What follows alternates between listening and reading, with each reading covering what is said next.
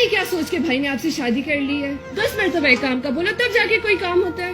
میں نے ویسے اماں سے بولا تھا کہ اسے شادی نہ کریں, لیکن اماں کیا کرتی, بھائی کا دل جو آ گیا تھا اس پر. علینا بہت بہتر تھی, اس کے ابا 10 لاکھ کا جہیز دینے کے لیے تیار تھے, اور ایک یہ آ گئی ہے منہ اٹھا کے.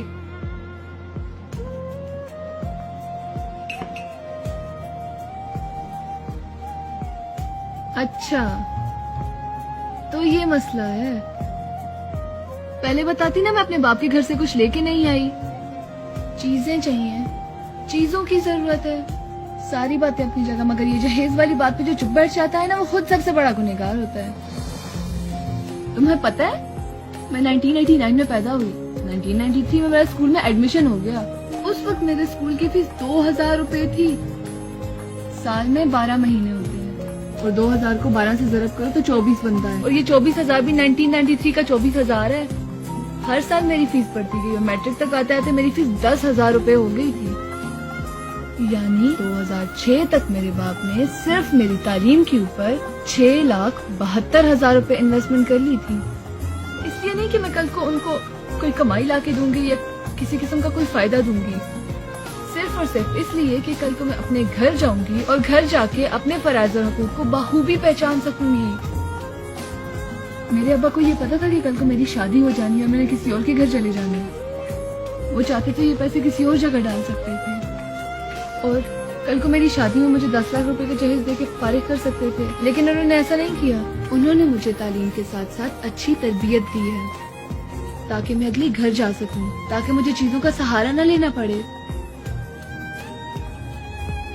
اور ہاں, یہ تو میٹرک تک ہوا نا, اس کے بعد میں نے کالج جوائن کیا, اور پھر یونیورسٹی میں ایک سیمسٹر کا 80,000 روپیہ, اور اس یونیورسٹی میں نے 8 سیمسٹر گزارے ہیں, تو خود حساب لگاؤ.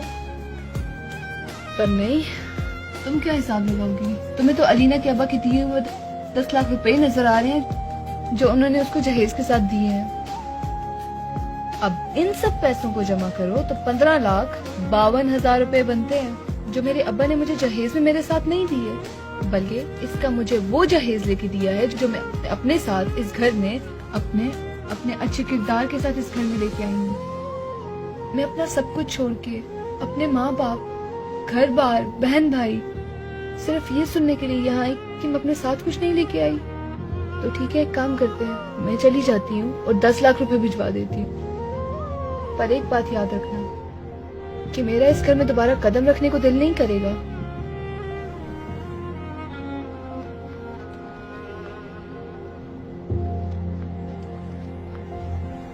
اور تم سوچ رہی ہوگی کہ میں اتنی ڈیٹیل سے کیسے حساب دے رہی ہوں.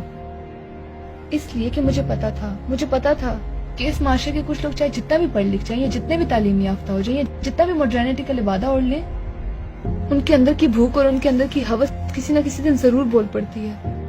اور آج یہ اسی انویسٹمنٹ کا نتیجہ ہے کہ دیکھو کہ آج میں آپ کے سامنے سر فخر سے اٹھا کے کہہ سکتی ہوں کہ مجھے کسی بھی جہیز کی ضرورت نہیں ہے. تم بھی ایک لڑکی ہو, کل کو تمہاری بھی شادی ہو جانی ہے. تم جہیز کا سہارا لینا چھوڑ دو, کیونکہ اس ملک کی 50% سے زیادہ لڑکیاں ایسی ہیں جو جہیز دینے کی طاقت ہی نہیں رکھتی.